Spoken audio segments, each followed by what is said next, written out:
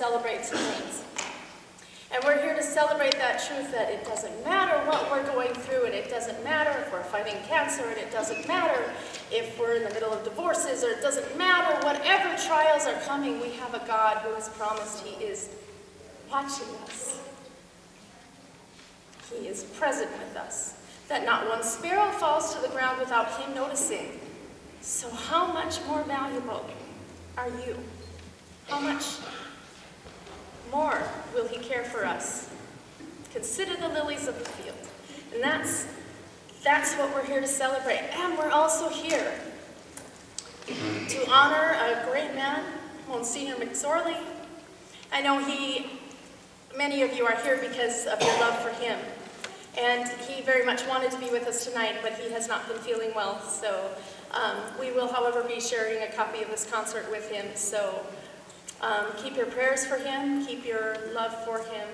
I've written a couple things in the program tonight. If you didn't get one, make sure you get it before the intermission, because you have a job in the second half. But in there is a little bit of a biography of both Monsignor McSorley and Rene Aravena. And we are also here to remember Rene Aravena, who was one of my primary voice teachers that I feel was a true gift in my life, and a true gift to so many that have joined us here to sing tonight. And I know many of you knew him and loved him as well. So thank you for coming out tonight. Thank you for your prayers for these men, and thank you for your community here. And also, thanks to my mommy for flying in from Minnesota.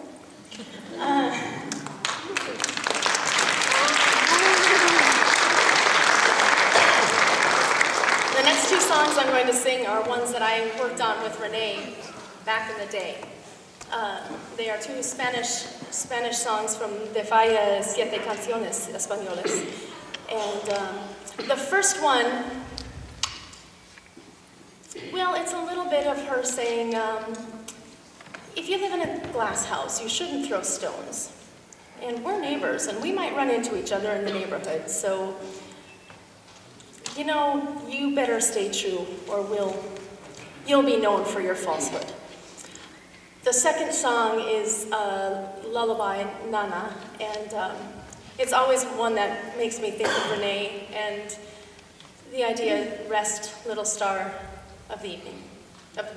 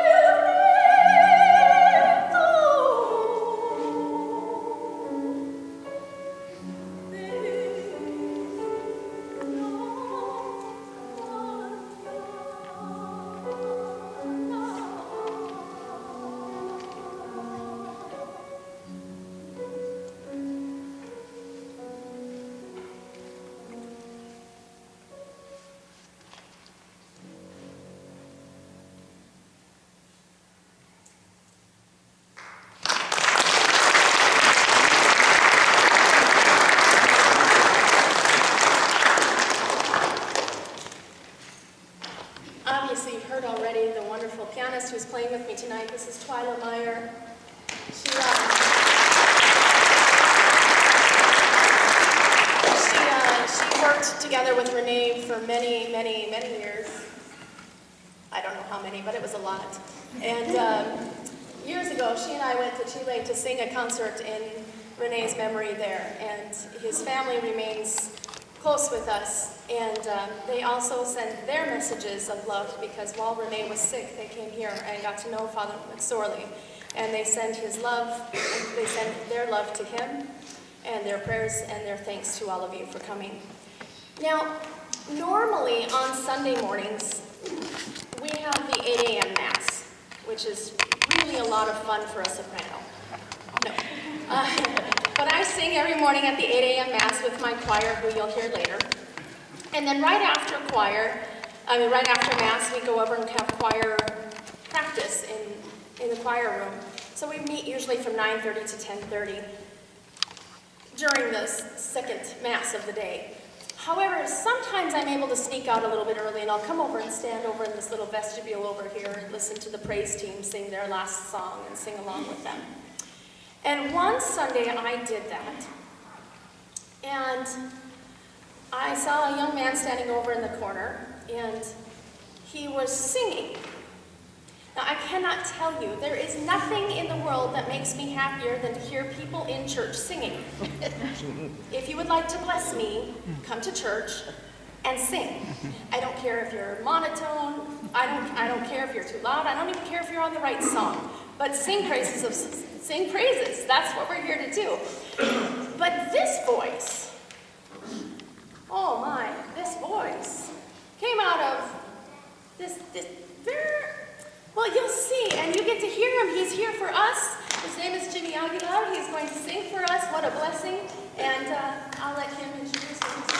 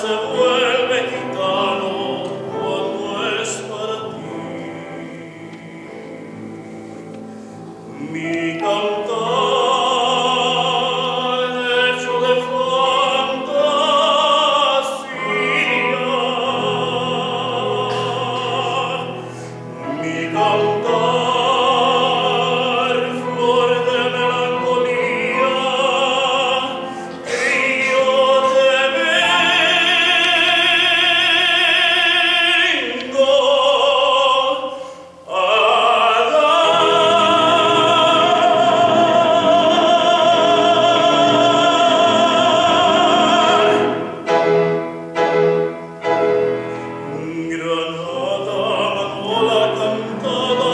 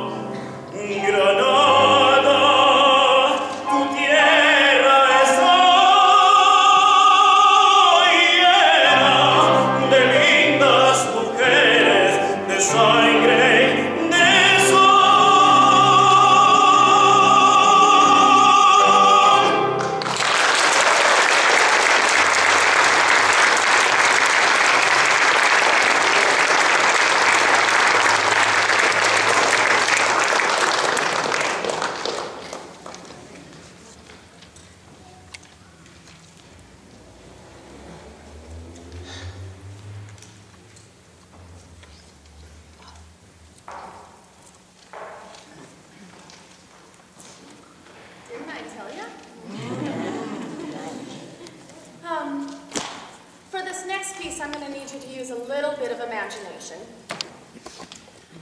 Because I'm going to be singing a song that's, the character is a 16-year-old girl. That's not supposed to be that funny. So she would really like her father's blessing to marry someone, and he is not intent to give it to her. So, well, she reacts the way most 16-year-olds do when they don't get what they want.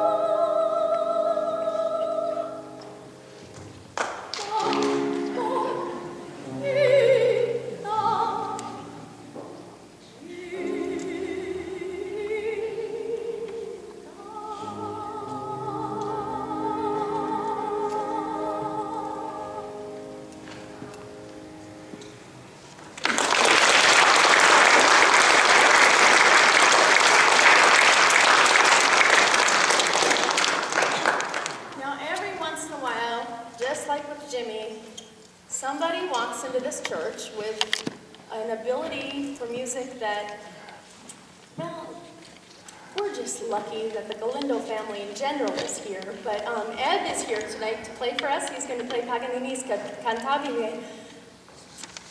Well, his music will speak for itself as well. Ed Galindo? There he is.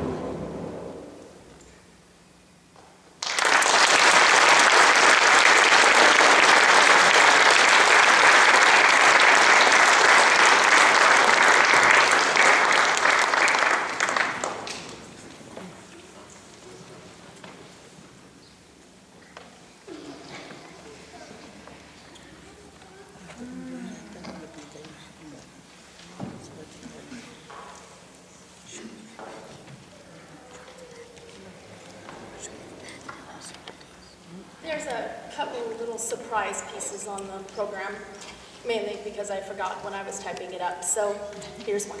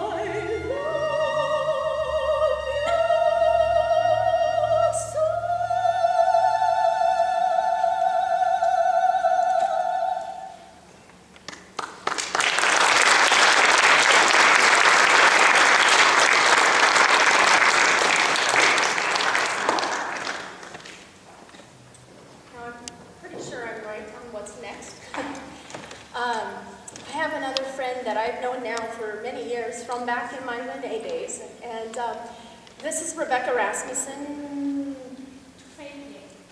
She'll tell you.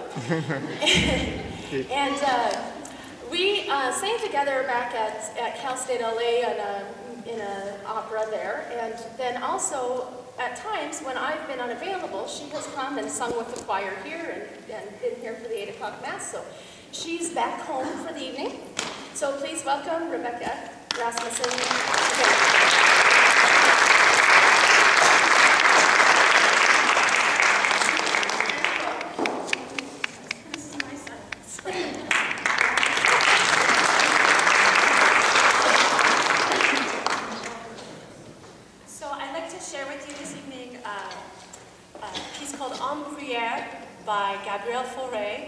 It's in French. It's an imagining of Jesus in the garden. So, just in case you don't understand French.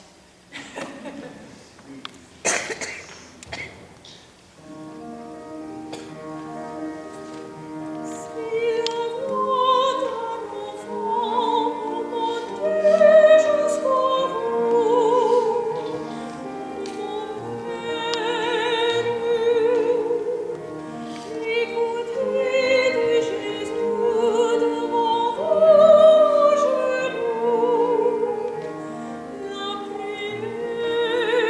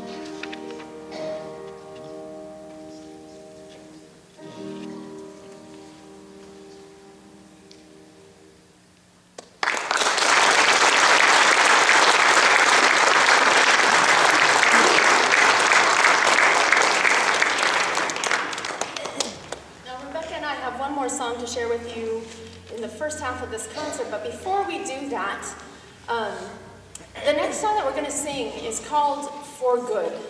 And it talks about how when you come into contact with people, they change you.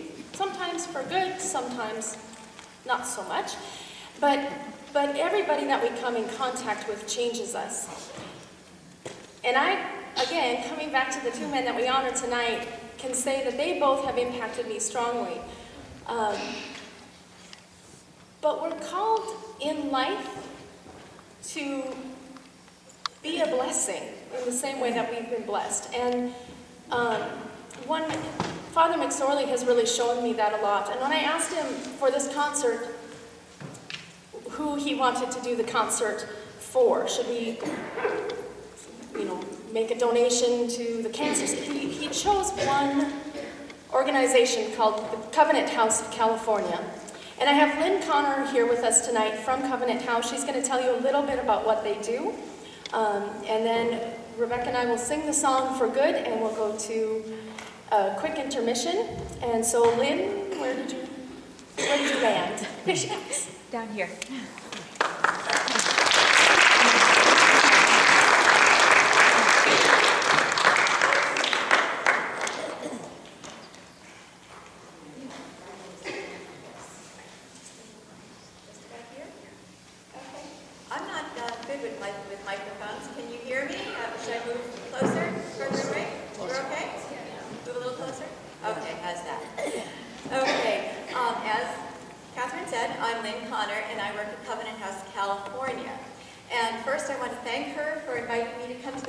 Tonight. I am truly enjoying it. It's just been wonderful, and I'm looking forward to the choir part too. I sing in a choir, so I'm always wanting to hear others.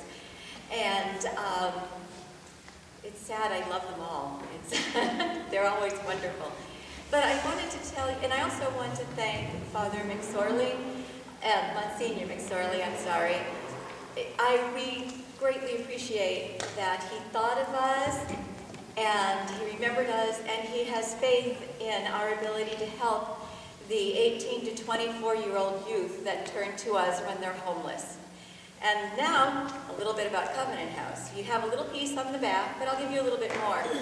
We started back, the original Covenant House started back in the early 70s when a parish priest was walking around in New York City and noticed a lot of young people sleeping on benches in bus shelters and hanging out in doorways and alleyways. And he started thinking, what are these people doing? Why are they here? They're so young, they should be with their families. So he started to walk around and talk to them. And he discovered that they were homeless and they had nowhere to go. And he said, that's not right, you have to find some place for them.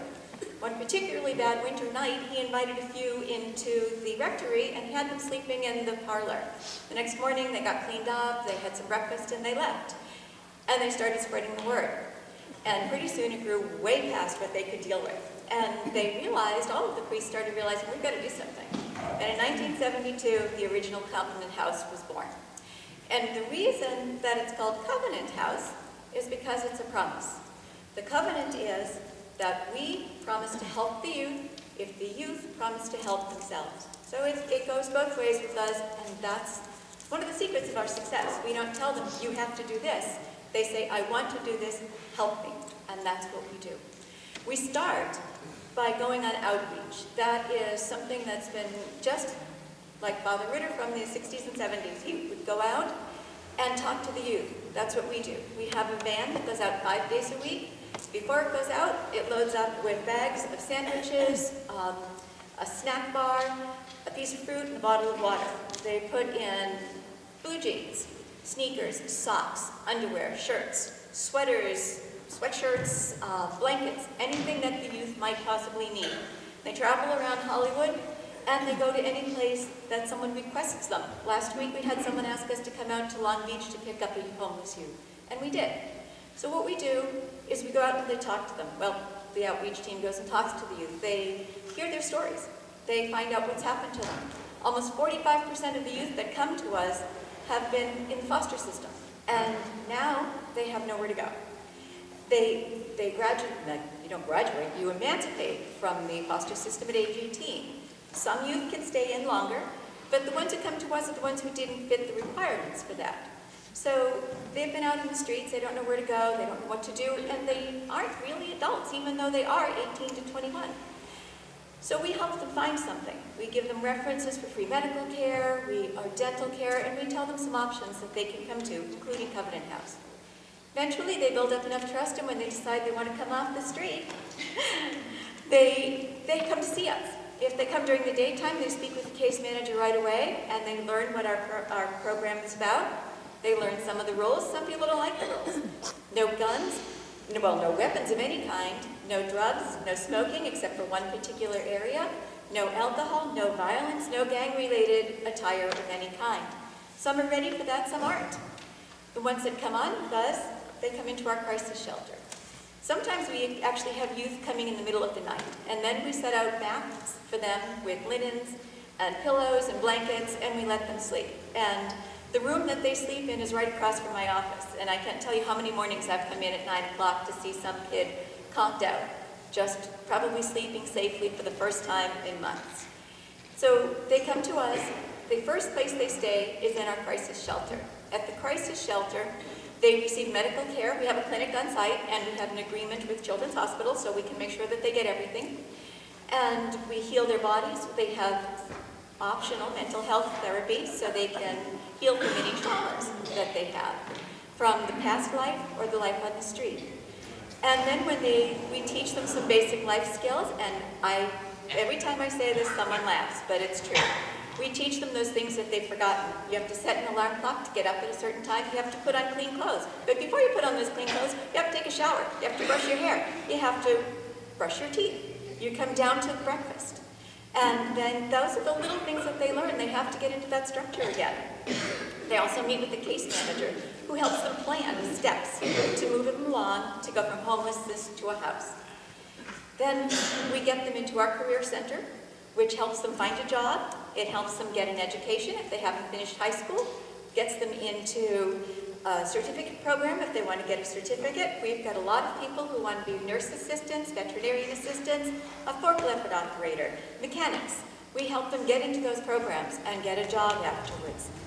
And then when they're a little feeling secure, a little more confident, they have some choices. They can either ask us to find them an apartment and a roommate and go out on their own, or they can join what we refer to as the Rites of Passage program, and that's RIGHTS, because we think every youth has the right to pass from childhood to adulthood with adults, caring adults, helping them along the way. So it's a rites of passage for these youth, and it's a dormitory with 2 per room. The crisis shelter is a dormitory as well with 4 per room. So we aren't a big hall with cots. And I have a sneaky feeling that the Oscars are going to start playing music and I'm going to scoot off. So I'm going to wrap it up quick because that's one of the options. They can move to Rites of Passage where they learn much more in their life skills. They learn how to cook. They learn how to open a bank account and save, what a rental lease looks like. And they can stay there for up to 2 years. Then the third option that they have is to go to what we refer to as supportive housing. And that is off-campus housing, and that's where most of our 21 to 24-year-olds. And they can have up to 2 years. We start paying 90% of the rent. They pay 10. They pay their utilities. And by the time that they're ready to pay the full rent, we turn the lease over to them. So we really do start from helping them right on the street until they get out.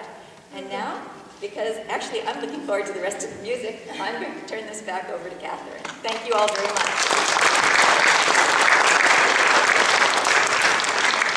So after this last song will be a very quick intermission. There's a basket up here. If you didn't get a chance to find a place to leave the donation, you can go ahead and leave it in this basket. And we will make sure it gets to the right people. You can see that they really are doing valuable work. So please do support them.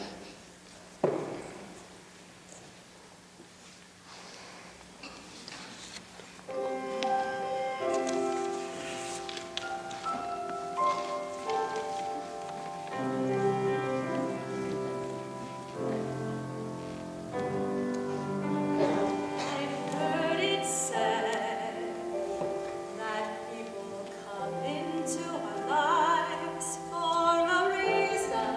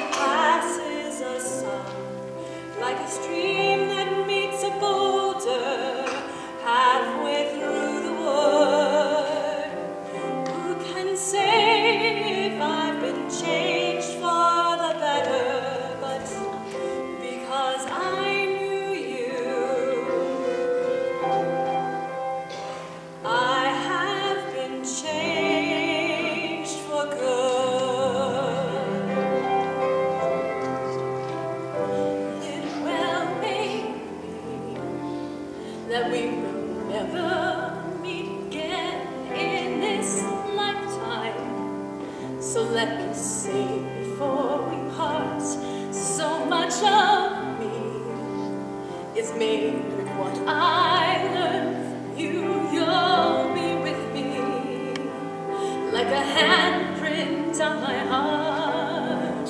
And now whatever way our stories end, I know you have rewritten mine by being my friend. Like a ship blown from its mooring by a wind of the sea, like a seed dropped by a skybird in a distant land. Who can say if I've been changed for the better? But because I knew you, because I knew you, I have been changed for good. And just to clear the air, I ask forgiveness for the things I've done you blame me for. But then I guess we know there's blame to share, and none of it seems to matter anymore. Like a comet ship blown as it passes us by a wind of the stream that meets a boulder halfway through the water. Who can say if I've been changed for the better? I do believe I have been changed for the better. And because I knew you, because I knew you, because I knew you, I have been changed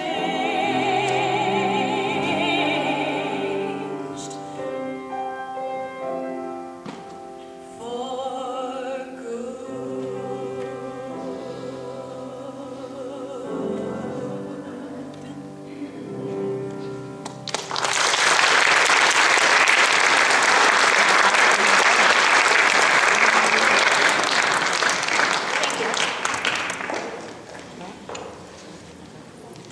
Actually, one more round of applause for Twyla.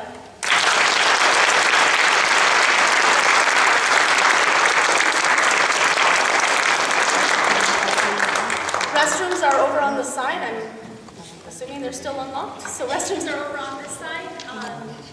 You've got a few minutes. I'll go turn on the lights so you don't hurt yourself. But and again, the basket's up here. Thank you. Well, welcome back. We'll start our second half of the program with our choir. This is the Chancel Choir. We are always at the 8 a.m. Mass. You are always welcome to join us for the 8 a.m. Mass or join the choir. We'll make room.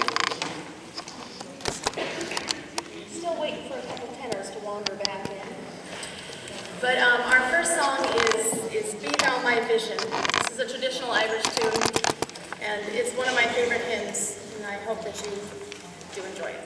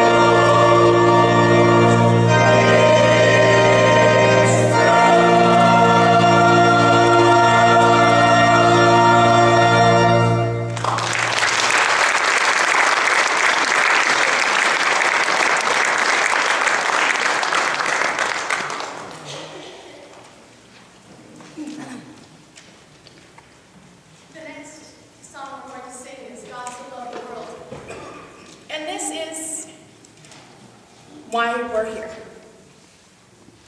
Because God so loved the world, because God loves each one of us and each one of you. God so loved the world.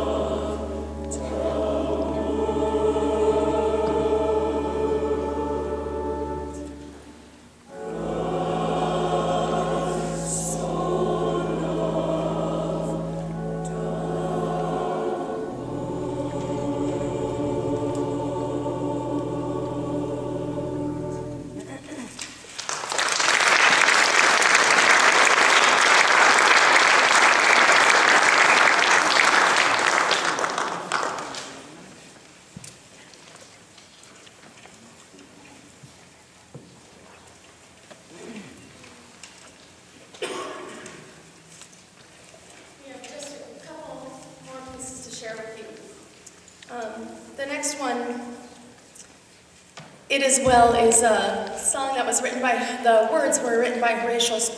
Oh no, it just left my brain. Horatius somebody. And the story of it is that he and his wife were supposed to travel together to England with their daughters. And as things turned out, he ended up having to stay back in Chicago. And his wife and daughters went ahead on the ship.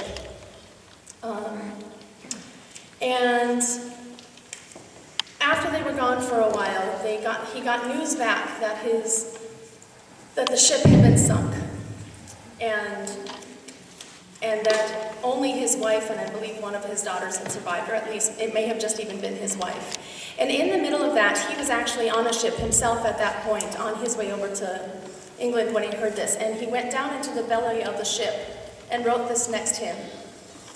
And out of that pain, out of his pain, was able to write these words: "It is well with my soul."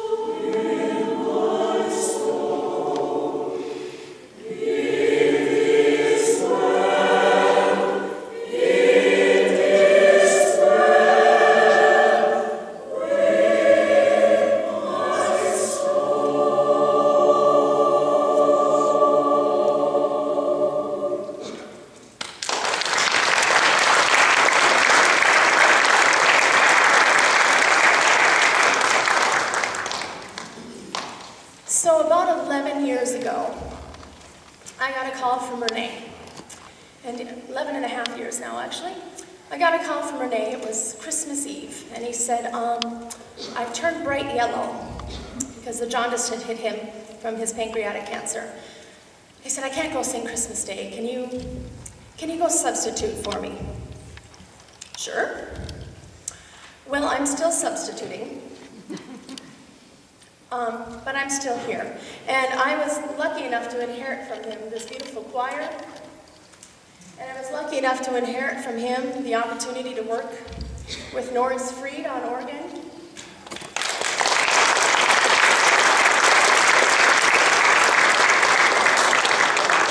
And I was lucky enough to get the opportunity to have Father McSorley as my boss. So it has been a privilege for me to be here in this church for all these years, and a privilege for me to be here with you tonight. I'm going to call now Dr.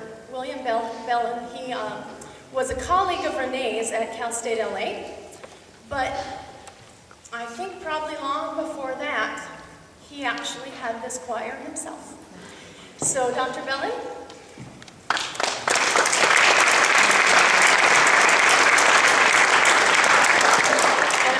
To let him say a word or two, which I didn't tell him about, but I really need a drink of water.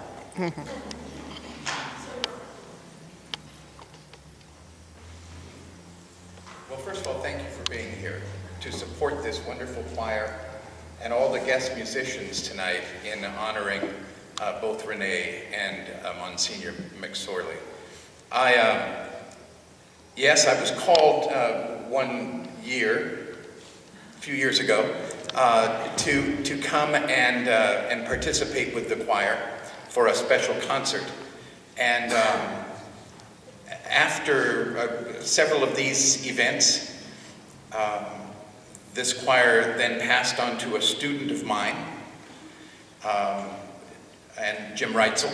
And then this choir passed on to another student of mine, Will Ardapple, and then to a colleague of mine, Rene Aravena, and now a student of both myself and Rene, Catherine White. So it's a lineage that goes back a number of years here in this parish. So it's tonight we're going to do. The reason I'm here is that she just can't do it all, believe it or not. This piece of Mozart requires a little bit of coordination.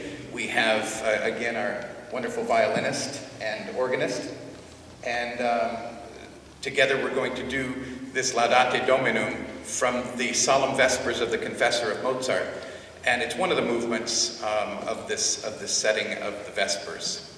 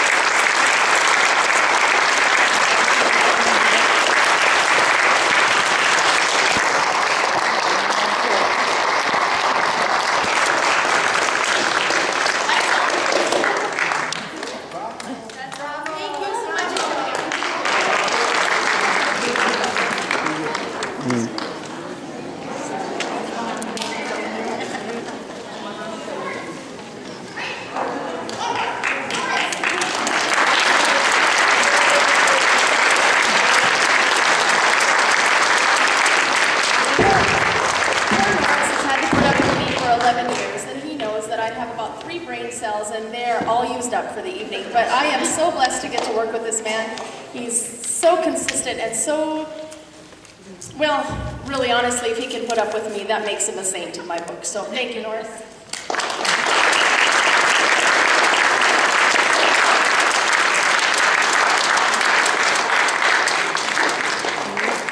Don't forget the Covenant House if you didn't get a chance.